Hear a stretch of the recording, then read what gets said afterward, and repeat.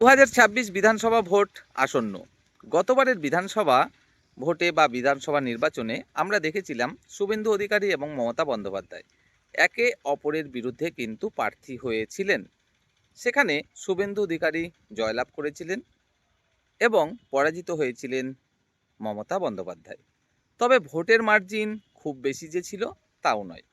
আর ভোটের মার্জিন খুব কম থাকার সুবাদে টিএমসির পক্ষ থেকেও কিন্তু আমরা দেখেছিলাম কিছু অভিযোগ তুলতে, যে ভোটে চিটিং করা হয়েছে, চিটিং করেই হারানো হয়েছে মমতা বন্দ্যোপাধ্যায়কে। যদিও বা বিজেপির তরফ থেকে এই অভিযোগ পুরোপুরি নাস্যাৎ করে দেওয়া হয়েছে এবং আমরা এটাও দেখেছি গত 5 বছর ধরে শুভেন্দু অধিকারী তিনিই কিন্তু বিধায়ক পদে রয়েছেন। তো স্বাভাবিকভাবেই নির্বাচন কমিশনের যে সিদ্ধান্ত সেই অনুসারে আমরা এটা মেনে নিতে বাধ্য যে শুভেন্দু অধিকারী সেখানে প্রকৃত জয়লাভ করেছিলেন। আবারও যে 2026 বিধানসভা নির্বাচন এসে গেল, এখানে যদি আমরা আবারও দেখতে পাই মমতা বন্দ্যোপাধ্যায় এবং শুভেন্দু অধিকারী একে অপরের বিরুদ্ধে প্রার্থী হন, তাহলে এবারে কার পাল্লা ভারী, কে এবার জয়লাভ করতে পারে? আপনাদের কি মনে হয় কমেন্টে কিন্তু অবশ্যই জানাবেন। তবে আমাদের ব্যক্তিগত মত অনুসারে যদি বলতেই হয় তাহলে বলবো অবশ্যই দুজনার পাল্লাই কিন্তু 50-50। কিভাবে? একদিকে মানুষজন এটা অবশ্যই ভাববে যে বিজেপি সে তো গতবারও বহু চেষ্টা করলো টিএমসিকে হারাতে, পারলো তো আর না। শুভেন্দু অধিকারী তাকে ভোট দিয়ে কি করব? ক্ষমতা তো আবারও যাবে মমতা বন্দ্যোপাধ্যায়ের হাতে। কারণ মমতা বন্দ্যোপাধ্যায় এই যে লক্ষ্মীর ভাণ্ডার দিচ্ছেন, সেখান থেকে তো প্রচুর পরিমাণে ভোট পাচ্ছেন এবং এবারও পাবেন। যুবসাথী প্রকল্প করেছেন, সেটা আবার ভোট পাওয়ার একটা নতুন হাতিয়ার হয়ে উঠেছে। আর মুসলিম ভোট, সেটা তো ম্যাক্সিমামই যায় টিএমসির দিকে। তাই হয়তোবা টিএমসি আবার ভোটে জিততে চলেছে, টিএমসি সরকারি গঠন হতে চলেছে, তাই বেকার বেকার আর শুভেন্দুকে ভোট দিয়ে লাভ নেই।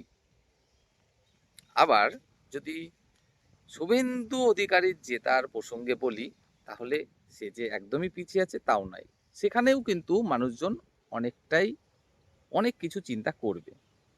সেখানেও কিন্তু অনেক মানুষ এটা চিন্তা করবে যে এবারে অবশ্যই বিজেপি সরকার গঠন করতে সামর্থ্য হয়তো হবে।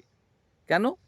কারণ এই যে যুবসাথী প্রকল্প, এই প্রকল্পের মাধ্যমে পুরো রাজ্যবাসী পরিষ্কারভাবে জেনে গেছে যে গত 15 বছর ধরে রাজ্যে বেকারের সংখ্যা কিভাবে বাড়ছে। অর্থাৎ কর্মসংস্থান সৃষ্টি করতে পুরোপুরি অসমর্থ এই টিএমসি সরকার। তাই এদেরকে যতদিন রাখা হবে ততই রাজ্যের ক্ষতি ছাড়া ভালো হবে না। এই কথা কিন্তু অবশ্যই কিছুজন হলেও ভাববে। কেউ তার সাথে এটাও ভাববে, এই যে বাংলাদেশের প্রসঙ্গ, এই যে মুর্শিদাবাদের প্রসঙ্গ, আশা করি বুঝতে পারছেন সেখানে কি ঘটনাগুলো ঘটেছে।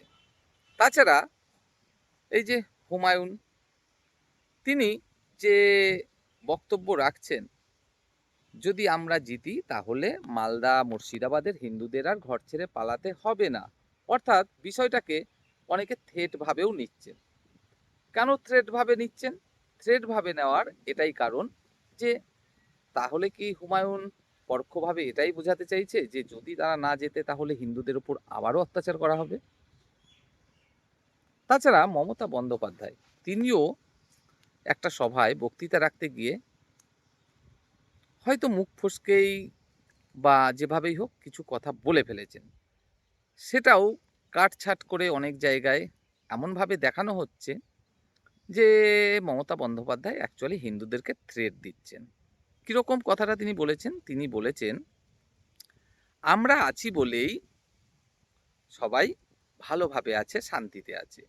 যদি আমরা ক্ষমতায় না থাকি তাহলে একটা নির্দিষ্ট গোষ্ঠী তারা সমস্ত কিছু একদম শেষ করে দেবে।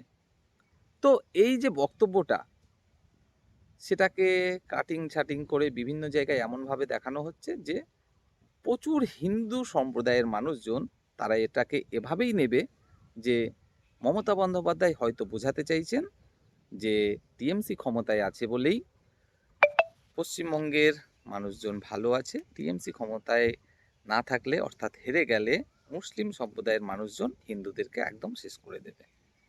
এটাই বিভিন্ন জায়গায় প্রচার চলছে। তো যদি একটা কিছু প্রচার চলে, সে যে বিষয়ই হোক না কেন, সত্য মিথ্যা ভালো মন্দ যাই হোক না কেন, তার কিছুটা প্রভাব কিন্তু অবশ্যই পড়ে। অনেকে সঠিকটা জেনে বুঝে তারপরে সিদ্ধান্ত নেয়, অনেকে বা শুধুমাত্র একটা তথ্য এক জায়গায় দেখলো আর সিদ্ধান্ত নিয়ে ফেললো, এরকমটাও হয়। তো জানি না শেষ পর্যন্ত মানুষজন কাকে সাপোর্ট করবে, মমতা বন্দ্যোপাধ্যায়কে নাকি শুভেন্দু অধিকারীকে, সেটা মানুষজনই জানে। তার জন্য আমাদেরকে জাস্ট অপেক্ষা করতে হবে। আর এই তো মাস দেড়েক। ভালো থাকবেন, সুস্থ থাকবেন, চ্যানেলটি অবশ্যই সাবস্ক্রাইব করবেন, বন্ধুদের জন্য ভিডিওগুলো শেয়ার করবেন, কমেন্টে জানাবেন আপনার মতামত।